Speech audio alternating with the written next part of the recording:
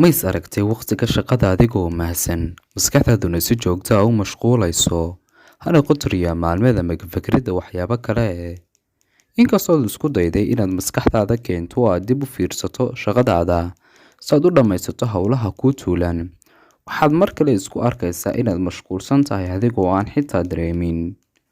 Baxsanaanta maskaxdeed ee saacadaha shaqada waxaa ka dhasha dareen niyad jab ah, dhammaystir la'aan iyo dib u dhac ku yimaada waqtiga loo qabanayo hawsha, waxaana taasi sabab u ah arrimo badan oo ay ka mid yihiin kuwo nafsadeed ama jireed, iyo sidoo kale arrimo la xiriira shaqada iyo xaaladaheeda.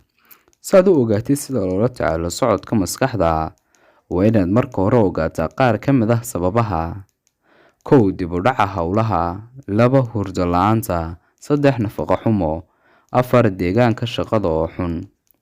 Haddaba, si aad xaaladahaasi uga feejignaato, waa inaad ku dadaashaa xalinta qodobadaasi aynu kor ku soo xusnay. Fahamka mushkiladaha waa udub-dhexaadka xalka. Qof walba inta uu ka nidaamsan yahay qofka kale ayuu waxqabadkiisa shaqo ka wanaagsan yahay, oo taasi waxay ka caawinaysaa in shaqooyinka maalinlaha ah u fuliyo si nidaamsan.